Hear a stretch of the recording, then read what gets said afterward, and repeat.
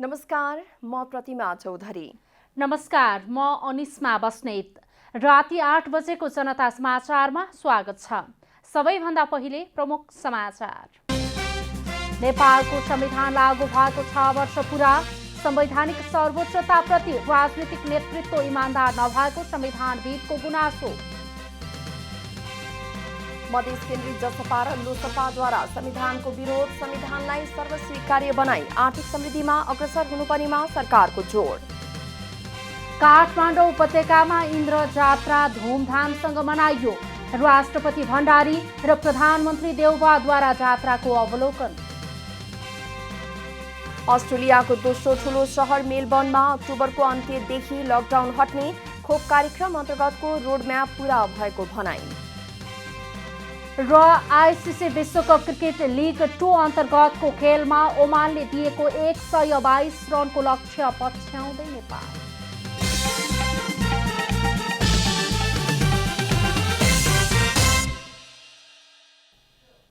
अब पूरा समाचार।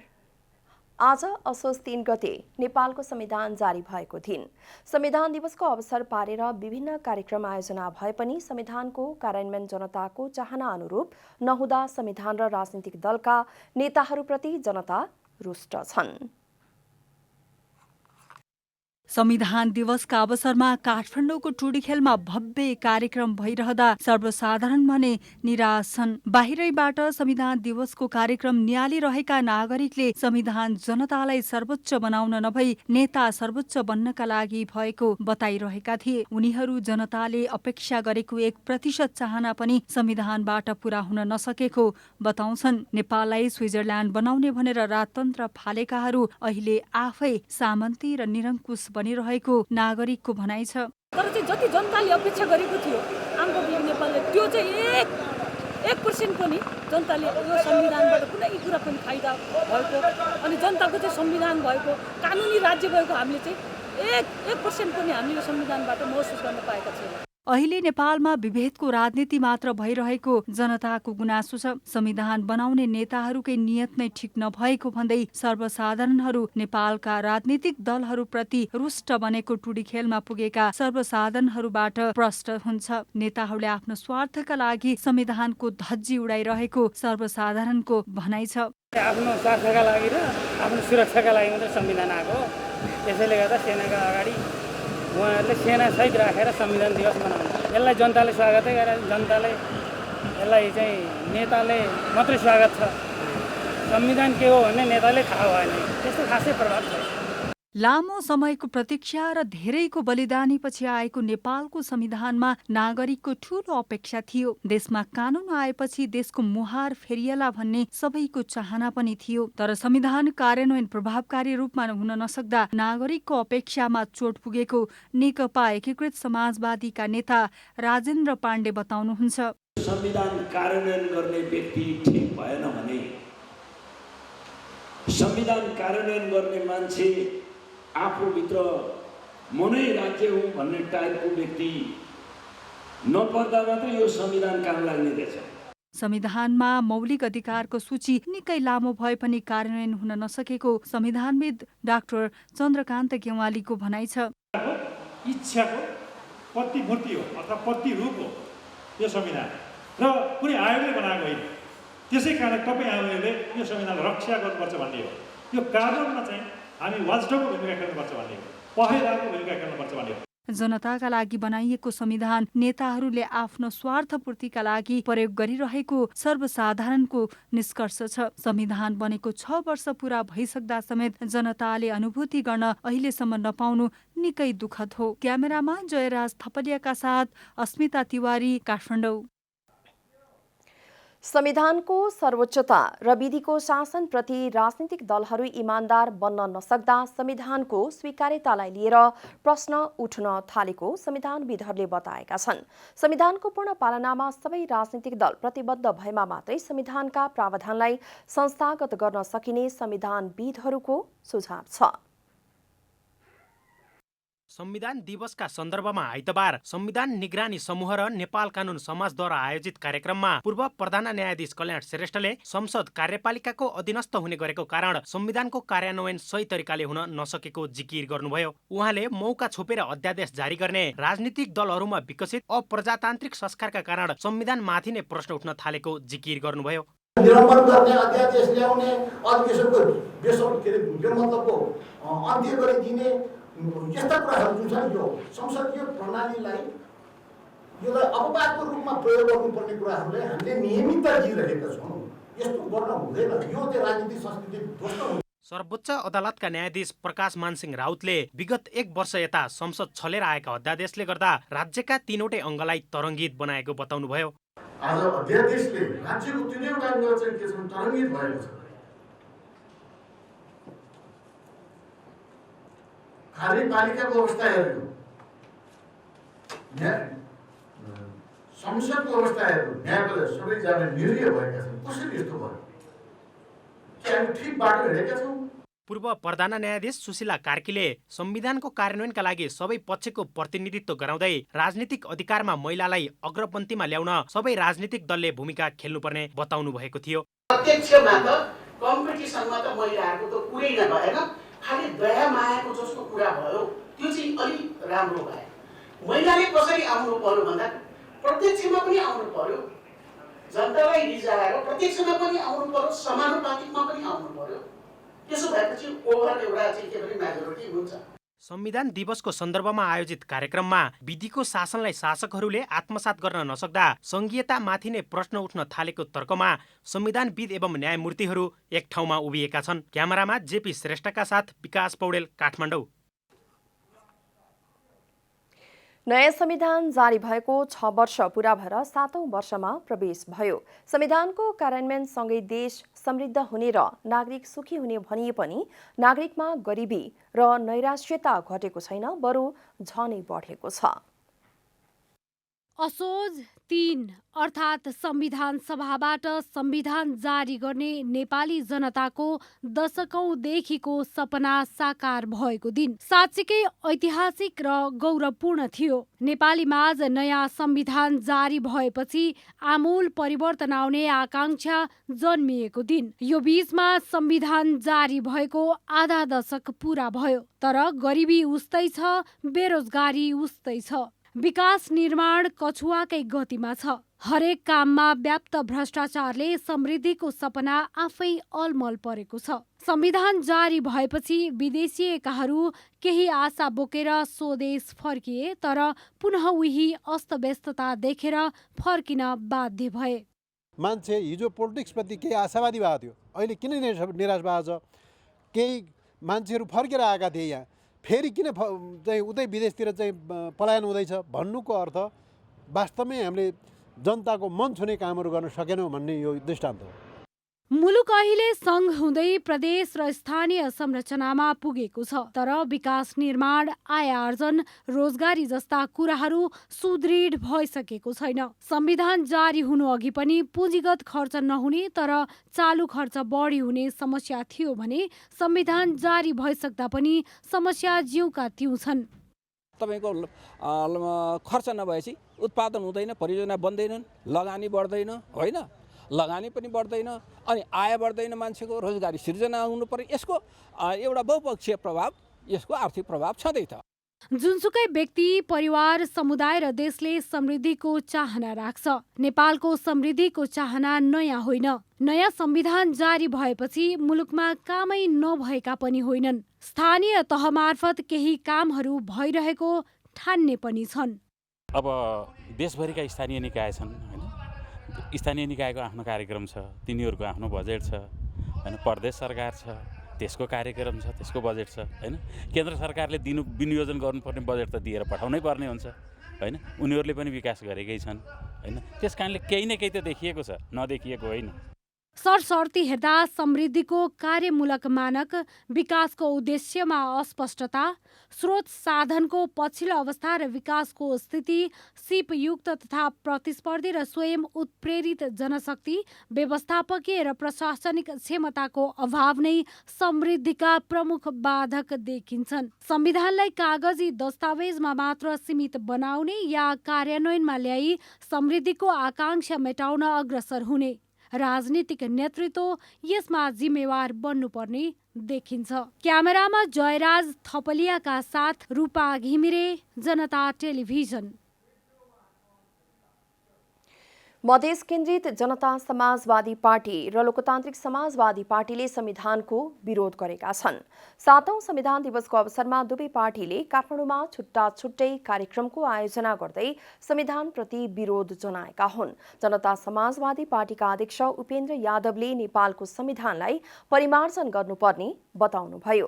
संविधान संशोधनको आवश्यकता विषयक बृहत अन्तर्क्रिया कार्यक्रममा बोल्दै अध्यक्ष यादवले संविधानले महिला, जनजाति, दलित र मधेसी जनतालाई नसमेटिएको भन्दै मधेसीलाई दमन गरेर संविधान जारी गरेको बताउनु भएको हो। उहाँले देशको आधा भूभागले अझै पनि यो संविधानलाई स्वीकार नगरेको बताउनुभयो। अध्यक्ष यादवले यो संविधानलाई परिमार्जन गरेर कालो दिवस मनाउने र बत्ती बाल्ने सबैको लागि समेटिएको संविधान बनाइनुपर्ने बताउनुभयो। उहाँले संविधान जारी गर्ने प्रक्रिया केही लेखनदासले बसेर संविधान जारी गरेको बताउनुभयो। उहाँले 365 वटा जति संशोधनको प्रस्ताव भएको तर छलफल नै नगरी पास गरेकाले संविधान त्रुटिपूर्ण रहेको बताउनुभयो। दमन गरेर राज्यले यो संविधान जारी गरेको, देशको आधा भूभागले योमा रहेका जनताहरू, देशको आधा जनसङ्ख्याले यो संविधानलाई स्वीकार गरेको अवस्था नरहेको छ। अब आवश्यकता के हो भने यो संविधान के त्यो कालो दिवस मनाउने र यता बत्ती बाल्ने दुवैको हुने हो या बत्ती बाल्नेहरूको मात्र यो संविधान हुने हो? हामी के चाहन्छौँ भने यो संविधान सबैको बनोस्। त्यस्तै लोकतान्त्रिक समाजवादी पार्टीले पनि संविधानको विरोध गरेको छ। लोसपाले आयोजना गरेको कार्यक्रममा उपस्थित वक्ताहरूले संविधानले नेपाली महिला, जनजाति, दलित र मधेसीहरूलाई उचित न्याय नदिएको बताएका छन्।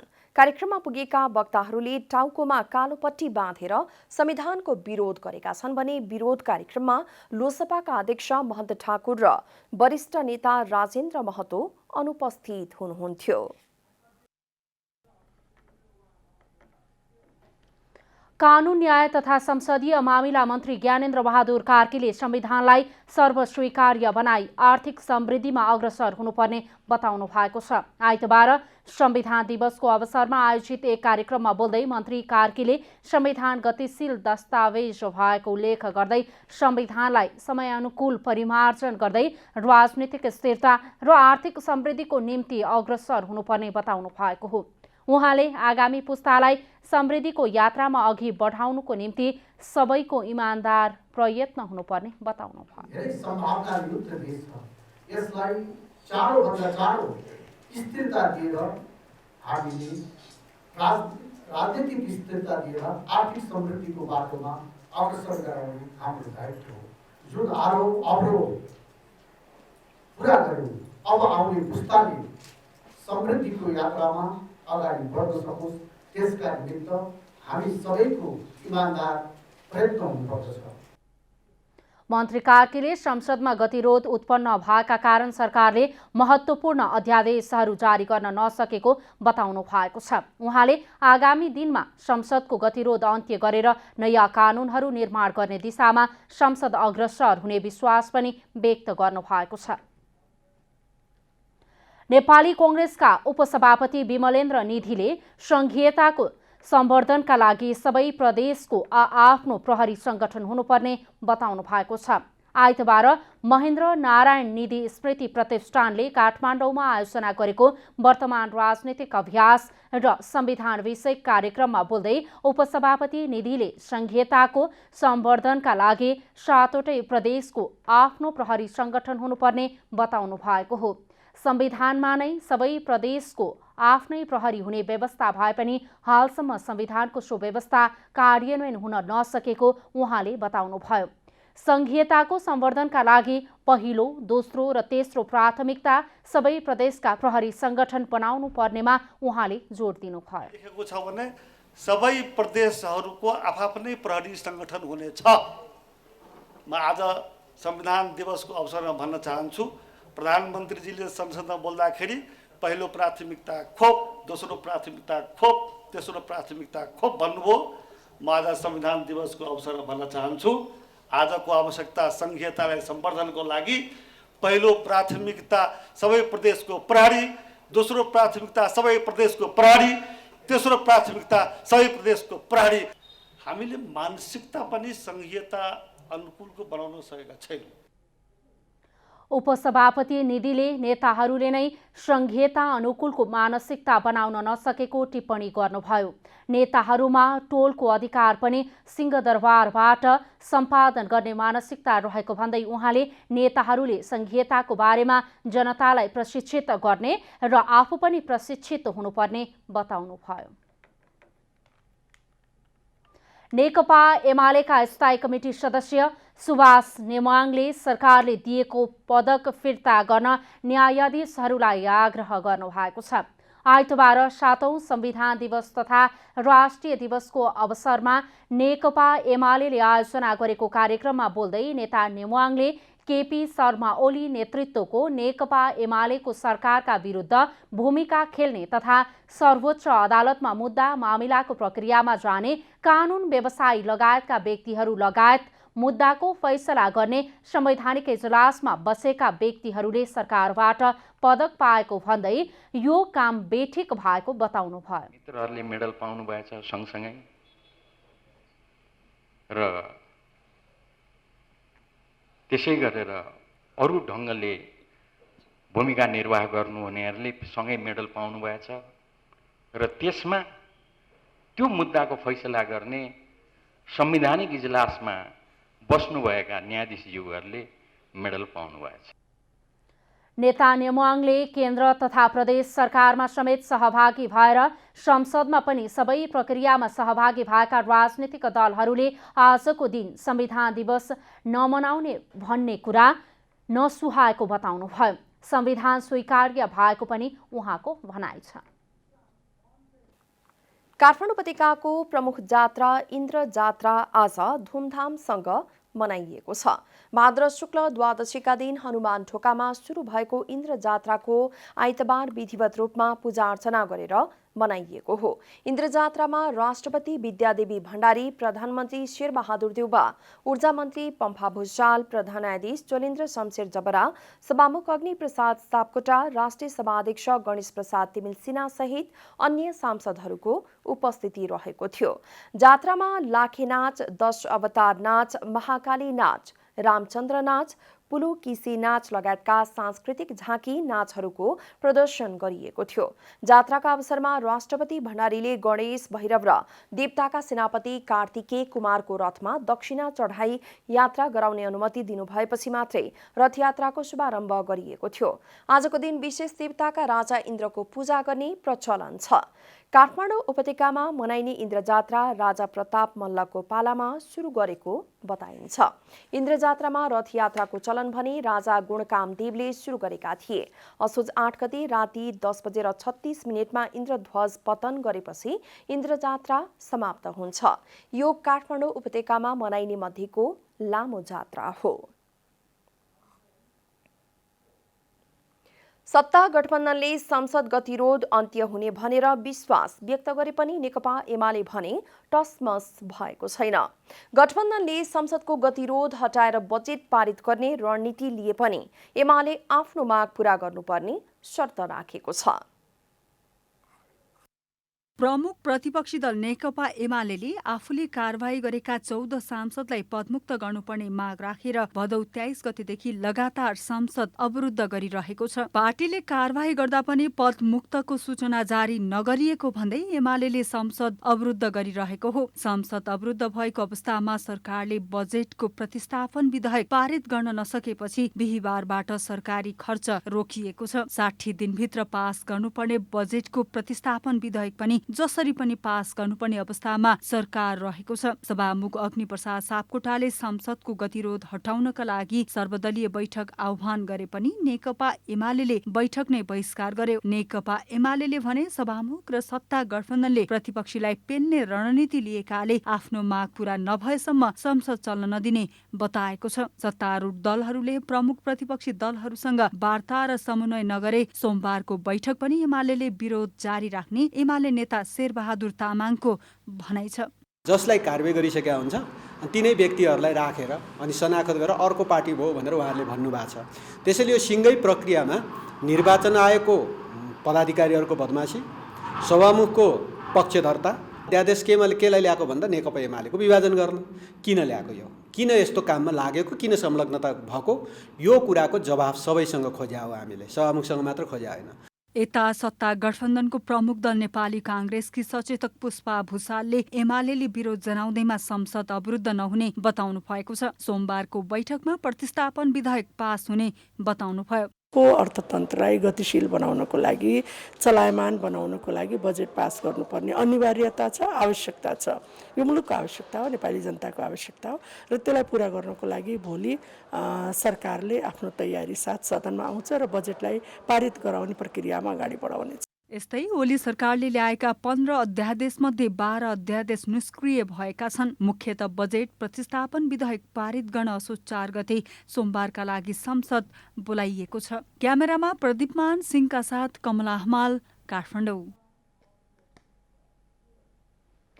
डडेलधुरा अस्पतालमा दरबन्दी अनुसार चिकित्सक नहुँदा बिरामी मर्कामा परेका छन्। मौसम परिवर्तनसँगै अस्पतालमा बिरामीको संख्या दिन प्रतिदिन बढिरहेको भए पनि चिकित्सक नहुँदा समस्या भएको हो।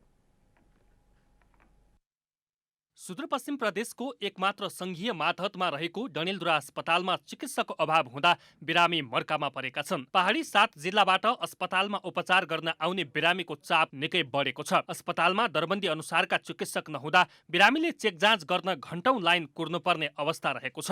डाक्टरको अभाव हुनु एकदमै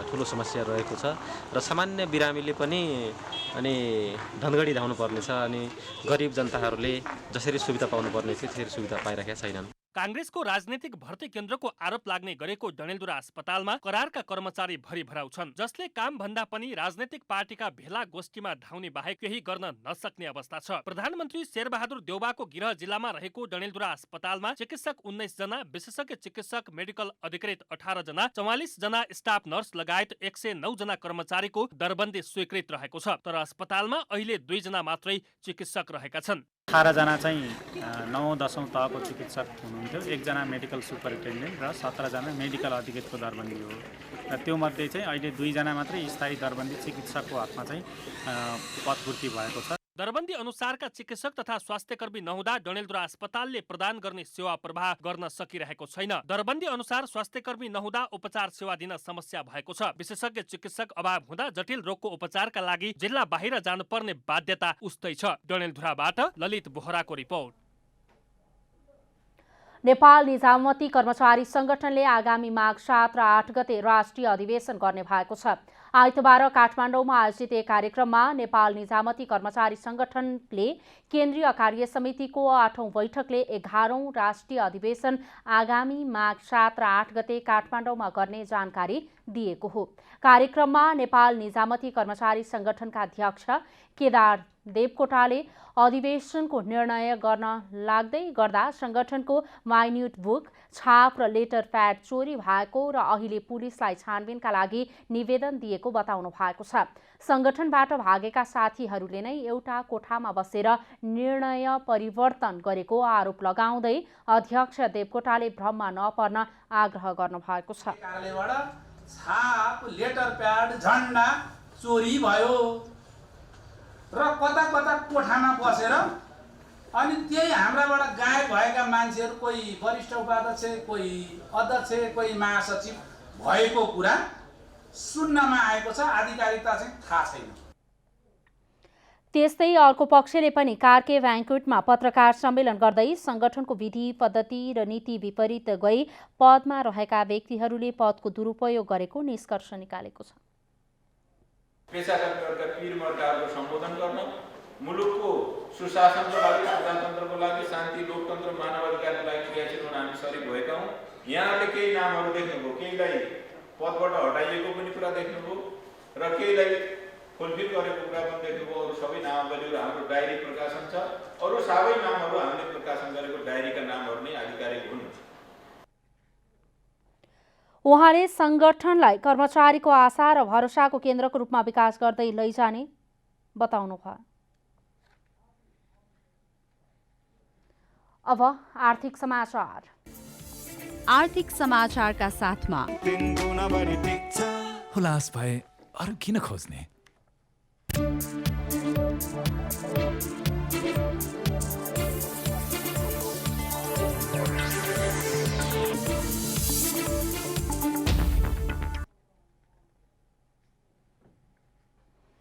डेढ दशकदेखि सकारात्मक लयमा रहेको नेपालको ट्रेकिङ पर्यटन व्यवसाय कोरोनाका कारण नराम्रोसँग थलियो। सरकारले भिसा र क्वारेन्टिनको विषयमा समयमा नै निर्णय नलिए व्यवसाय उठ्नै नसक्ने गरी थलिने व्यवसायीहरूको भनाइ छ। नेपालको पर्यटनको ठूलो हिस्सा ट्रेकिङ पर्यटनको रहेको छ। विश्वमा चर्चित पदमार्गहरूले समग्र पर्यटन क्षेत्रलाई नै चलायमान बनाएको छ। खुम्बु, मनासलु, अन्नपूर्ण, मनाङ, मुस्ताङका ट्रेकिङ रुटमा विदेशीसँगै आन्तरिक पर्यटकको लागि पनि आकर्षणका केन्द्र हुन्। नेपालमा कोरोना संक्रमणको जोखिम कम हुँदै गएसँगै तत्काल ठूलो समूह बनाएर घुम्ने घुमाउने अवसर नदिए पनि पदयात्राको पर्यटनलाई खुला गर्नुपर्छ भन्ने आवाज उठ्न थालेको छ। पदयात्रामा जान चाहने विदेशी पर्यटकले 72 घण्टाको PCR परीक्षण नेगेटिभ रिपोर्ट पनि लिएर आउने भएकोले क्वारेन्टाइन बस्नु नपर्ने व्यवस्था गरेर पदमार्गमा जाने पर्यटकलाई खुकुलो बनाउन व्यवसायीले सरकारसँग आग्रह गरेका छन्। क्वारेन्टाइनको कुरा भयो, जबकि उनीहरू उताबाटै अलरेडी भ्याक्सिनेट भएर आएको हुन्छन् र यहाँ आइसकेपछि उनीहरू त्यो पनि PCR गरेर आएको हुन्छन् र PCR रिपोर्ट जब नेगेटिभ भएको हुन्छ भने त्यस अवस्थामा त उनीहरूलाई आउन दिनु पर्यो नि। यस्तै ट्रेकिङ एजेन्सीको छाता संस्था टानका अध्यक्ष खुमबहादुर सुवेदीले अनअराइभल भिसा खुला गर्ने र क्वारेन्टाइन बस्ने नियमलाई हटाएर पर्यटन क्षेत्रलाई चलायमान बनाउन सकिने बताउनुभयो। एकजना पर्यटक पदयात्रामा जाँदा कम्तीमा 20 जनाले रोजगारी पाउने र अर्थोपार्जन हुने अनुमान गरिन्छ। साहसिक पर्यटन हिमाल आरोहण पदयात्रालाई मात्र पनि खोल्न सके पर्यटन सिजनसँगै चलायमान बनाउन सकिने उहाँको धारणा छ। 7 डेजको क्वारेन्टाइन हटाउनु पर्यो। भ्याक्सिनको मात्रा पुरा गरेर आएको पर्यटकहरूलाई स्मूथ रूपमा घुम्न जाने वातावरण सिर्जना गर्नु पर्यो र नेपालमा सम्पूर्ण व्यवसायीदेखि श्रमिकसम्मलाई छिटोभन्दा छिटो भ्याक्सिन लगाउनु पर्यो र नेपाललाई रेड जोनबाट हटाउनु पर्यो।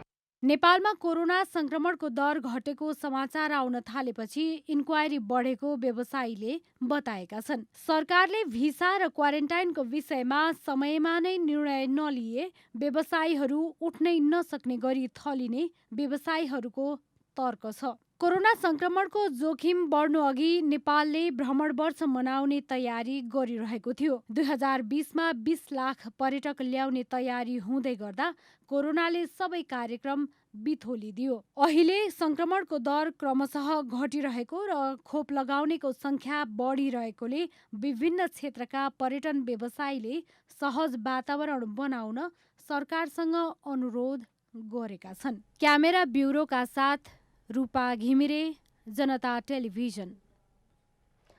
अब खेलकुद समाचार।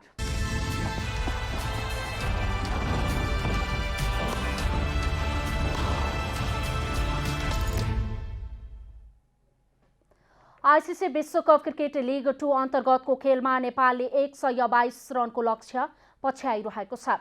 लिग 2 अन्तर्गत एक दिवसीय खेलमा ओमानले अल अमिरात क्रिकेट मैदानमा टस हारेर पहिले ब्याटिङ गर्दै 37 ओभर 1 बलमा अल आउट हुँदै 121 रन बनायो। ओमानका लागि कप्तान जिसन मक्सुदले सर्वाधिक 41 रन बनाए। यस्तै जतिन्दर सिंहले 13 रन जोड्दा नसिम खुसी 12 रनमा आउट भए।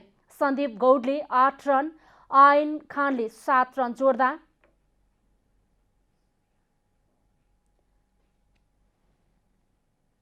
सुफियान मोहम्मद नदिमले 4 रन जोडे। कालिम उल्लाहले 11 रनमा अभिजित रहँदा बिलाल खानले 9 रन बनाए। ओमानलाई सस्तैमा समेट्न करण केसी र सन्दीप लामिछानेले 4 विकेट लिए।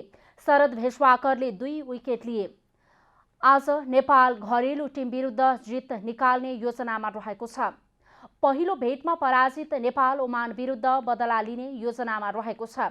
सिरिज अन्तर्गत गत मङ्गलबार भएको खेलमा नेपाल ओमानसँग 5 विकेटले पराजित भएको थियो। त्यसअघि सिरिजको पहिलो खेलमा नेपालले अमेरिकालाई 5 विकेटले पराजित गरेको थियो। तर दोस्रो खेलमा अमेरिकाले नेपाललाई 6 विकेटले हराएको थियो। लिग 2 मा नेपाल 7 खेलमा 6 अङ्क जोडेर 6औं स्थानमा रहेको छ। ओमान 12 खेलमा 20 अङ्क जोडेर शीर्ष स्थानमा रहेको छ। अमेरिका 15 खेलमा 14 अङ्क जोडेर दोस्रो स्थानमा रहेको छ। अब मौसम समाचार।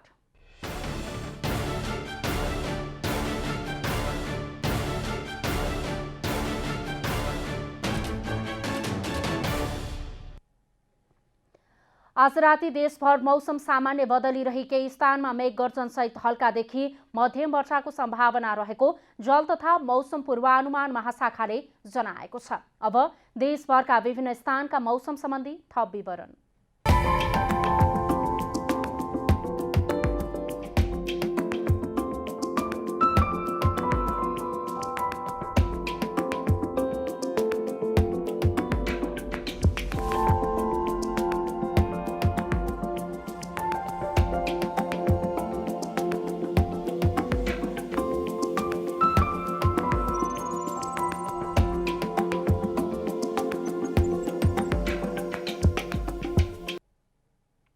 अन्त्यमा आजको डायरी।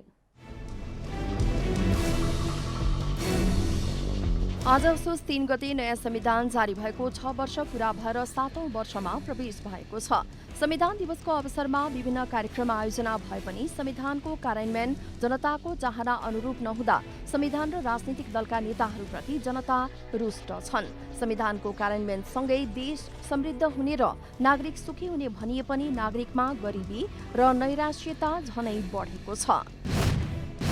मधेस केन्द्रित जनता समाजवादी पार्टी र लोकतान्त्रिक समाजवादी पार्टीले संविधानको विरोध गरेका छन्। जनता समाजवादी पार्टीका अध्यक्ष उपेन्द्र यादवले संविधानले महिला, जनजाति, दलित र मधेसी जनतालाई नसमेटिएको भन्दै मधेसीलाई दमन गरेर संविधान जारी गरेको बताउनु भएको हो। उहाँले 365 वटा जति संशोधनको प्रस्ताव भएको तर छलफल नै नगरे पास गरेकाले संविधान त्रुटिपूर्ण रहेको बताउनुभयो। पछिल्लो 24 घण्टामा नेपालमा 656 जना कोरोनाका नयाँ संक्रमित थपिएका छन्। त्यस्तै पछिल्लो 24 घण्टामा 12 जना संक्रमितको मृत्यु भएको छ। हालसम्म 11,040 जना संक्रमितले ज्यान गुमाएका छन्। त्यस्तै पछिल्लो 24 घण्टामा 21,360 जनाले कोरोना विरुद्धको खोप लगाएका छन्। अस्ट्रेलियाको दोस्रो ठूलो शहर मेलबर्नमा अक्टोबरको अन्त्यमा कोरोना भाइरसको कारण भएको लकडाउनको अन्त्य हुने भएको छ। सरकारी लक्ष्य अनुसारको खोप कार्यक्रम अन्तर्गतको रोडम्याप पूरा भएको कारण लकडाउन हट्न लागेको बताइएको छ। कोरोना महामारीको क्रममा मेलबर्न शहरमा यो 6औं पटकको लकडाउन हो। इन्डियन प्रिमियर लिग आइपिएल टी20 क्रिकेटको 14औं संस्करणका बाँकी खेल आजबाट सुरु भएको छ। दुबई स्थित दुबई इन्टरनेशनल क्रिकेट स्टेडियममा आज 2 पूर्व विजेता चेन्नाई सुपर किङ्स र मुम्बई इन्डियन्स बीच भिडन्त भइरहेको छ। चेन्नाई 7 खेलबाट 10 अङ्क जोडेर लिगको दोस्रो स्थानमा छ भने मुम्बई 7 खेलमा 8 अङ्कसहित चौथो स्थानमा छ। आइपिएलको फाइनल खेल अक्टोबर 15 तारिखमा हुनेछ।